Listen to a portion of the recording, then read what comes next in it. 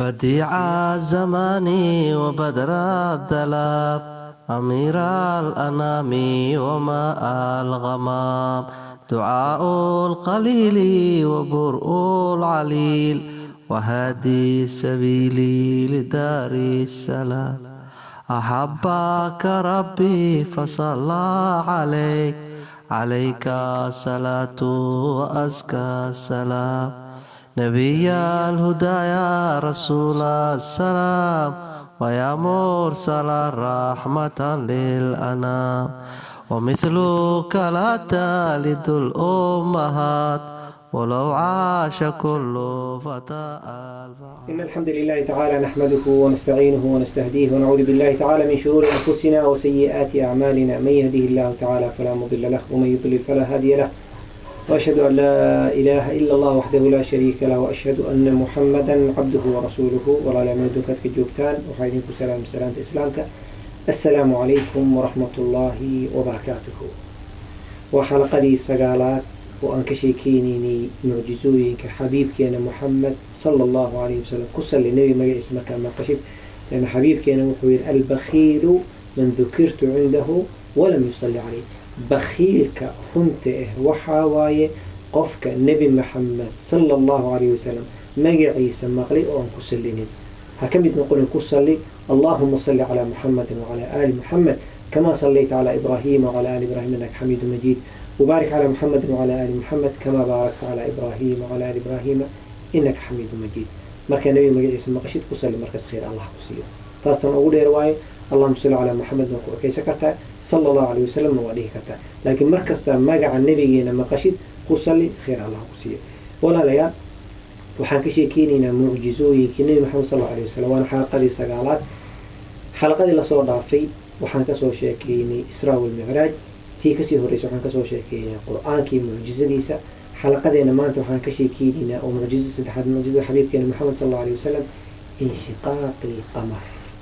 dayaxa ama bisha oo la kala jibiyey bishaan la kala jibiyey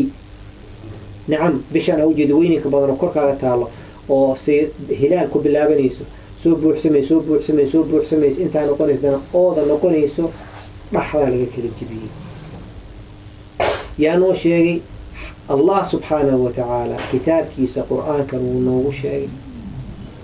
عبد الله بن مسعود حديث متفق عليه مثلا قلنا معناه وحوا إمام البخاري إمام مسلم أصح الكتابين بعد القرآن أي وريه إليه سبحانه وتعالى آيدي سوحكوه الرئيس مالها إليه سبحانه وتعالى وحوه اقتربت الساعة وانشق القمر اقتربت الساعة وانشق القمر ابن كثير رحمه الله تعالى وحوليه أجمع المسلمون على ذلك مسلمين وحي إجماع كلهم خلاف معهم إنه إلهي بشع كلا جيحي معجزة ومعجزوينك إلى نبي لسيئي كمدها عبد الله بن مسعود رضي الله عنه وحوليه انشق القمر على عهد رسول الله صلى الله عليه وسلم فرقتين ضيح أما بشا وكلا جيحمي ولا كلا دمبلي وقت النبي محمد صلى الله عليه وسلم حافنا وحا لصاري بورا لصاري حافتي كلاني جيس كاسالكي وقال دي قريش ما أركين هاوا أركين إن هذي كو أركين النبي محمد صلى الله عليه وسلم وحوي اشهدوا ورمرقاتك النقضة إنهينا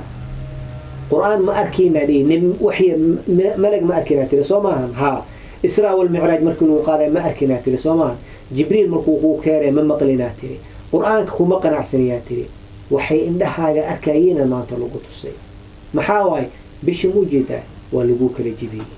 وافرين بورتاس مدا سارا بورتا كلا دينع كلا مدا سارا قريش وافيرين واسقلقلين محيري ما تغانا ورناتك وانا سحرتي سبحان الله واكاسي محي وجوابي وانا سحرتي ياكو سحري هذا عندي هنا انا سحرتي هي ما كدانا وانا سحرتي ما بكون رميسانين ابو بحاسمين يسين دادك باديه ما فيرينينا baadiyihii dadkii subaxii waa la joogay magaalada la joogay baadiyihii dadkii imaaday wareyseen war ka warrama xalay waxaa aragteen maxaa xalay dayax ma aragteen haa waa aragno dayaxna buurtaasuu saarnaa dayaxna meeshaasuu joogaa jawaabta maxay ahayd war idinkana waa idiinla sixra oo danaga taga laa xawla walaa quwata ilaa billah marka dayaxa la kala jeexay waa mucjizo waaye waa mucjizo ilaahay xabiibkeena Muhammad sallallahu alayhi wasallam siiyey annaga taasaan rumaysanahay dadka ka shaqeeya dhaqmaan sinaaciye iyo naas iyo ka sheekeeya waxay dhahaan hadda dadka oo sameeya arrimaha sameeya dayax korkiisa waxay ku arkeen dhambal weyn ku arkeen ama ha ku arkaan ama aysan ku arkin annaga waxaan ugu filan iqtarabat as-saa'atu wa inshaqa al-qamar annaga waxaan ugu filan Abdullah ibn Mas'ud xadiidkiisa radiyallahu anhu dhahay inshaqa al-qamar ala ahdi rasuulillahi sallallahu alayhi wa sallam dayax wuu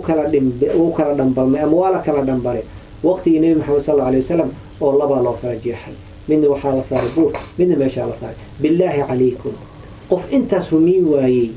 awooddaas ilaahay subxaanahu wa tacaala leh ku rumeyn waayo goormuu rumayna taas waay ogaanaysaa alhidaaya biyadi illaahi subxaanahu wa tacaala qul waxaa waaye hidaayada adiga ma leedihid laa tahdii man axbabta walaakina allaha yahdii man yashaa meel ku qorataas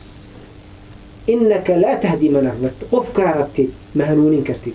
adiga waxaa lagu diray waxaa bas wamaa arsalnaaka ilaa raxmatan lilcaalamiin dadka raxma u noqon kow maxaa kaloo lagu soo diray balliq maa unzila ilayka wixii lagu soo diray gaarsiiye raxmad noqo gaarsii intaasaa lagaa rabaa raxmad u gaarsii xikmad ku gaarsii intaasaana ku saaran ur naxariis intaasaa lagaa rabaa laakiin qofka inuu hanuuno iyo inuusan hanuunin biyadi illaah subxaanahu wa tacaala sida darteed waxaa lagaga baahan yahay arrimahan oo kale markaa aragtid iimaankaaga inuu kor u kaco qofka mu'minka waxyaabaha qeybka markii laga sheekeeyo ilaahay subxaanahu markuu qeybka sheekeynayo wuxuu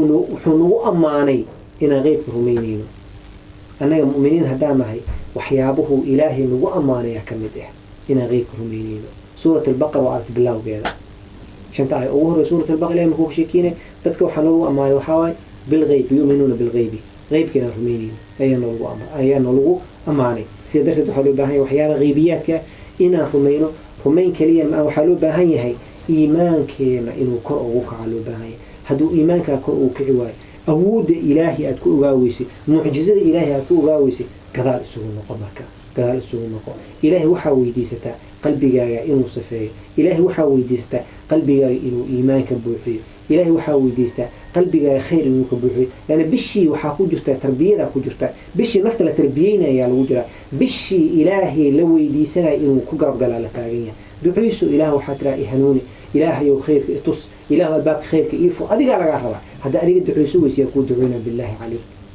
wax allaale waxaa rabtid waa bishii ilaahay ducada aqbalaa ilaahay weydiiso waxaa tidhaaha ilaahayow addoonkaagaan ahay waa ii jeedaa qalbigeyga dhagaxuu noqday ilaahu ii hanuuni saxaabada hore waxay leeyihiin jira binaa nu'minu saaca war soo baxa hal saaca ilaahay soo rumeeyay oo mu'miniin ma ahee miya way ahaayeeno laakiin waxay rabeen qalbiga inay sifeeyaan ay u baahnaayeen haddaba walaalayaal mucjizooyinka marka wax ugu muhiimsan waxaa waaye inuu qalbiga noo sifeeyo iimaankeena kor ugu kaco ayaa loo baahan yahay khayr allah idin siiyo mucjizooyinka xabiibkeena maxamed sala allahu calayhi wasalam wuu badan yahay mucjizooyinkana gaalada qurayshka marka joogo ha loo soo dejiyo ha lagu icjaaziyo laakiin aniga adigana cibrow noo yahay zamankana lagu jiro adduunka diyaaradaha ugu degdega badan waa aragtay laakiin weli ma aragtay meel inuu tago subxaana aladii asraa bicabdihi leylan min almasjid alxaraam in la kaxeeyey cirka la geeyey cirka labaad toddobaad la soo celiyey subxaana allah daqaa'iq keliya lagu sameeyey ka warranay mucjizo waaye marka waa inaad tiraahid allahu qaadirun calaa kulli shay وأمره بين الكاف والنون إذا أراد شيئا أن يقول له كن فيكون إلى سبحانه وتعالى إيمان الحفظ دمانتين ولا ليال جزاكم الله خيرا بارك الله فيكم دنبيين إيكينا الله دافو إيش رمضان الله نجا أقبله وإنه حلقة صوصات إن شاء الله تعالى إيه معجزة كرو ومعجزوين كحبيب كان محمد صلى الله عليه وسلم كمده إلى حلقة صوصات لا جاري وحلقة أديك وحواي إنا كفى إليستي كل هرن لجيستي ولا لها كلامه نسي شيء جلس خير الله يدين سير جزاكم الله خيرا بارك الله فيكم السلام عليكم ورحمة الله وبركاته صلاة سلام بمولى الله نبي كريم ونور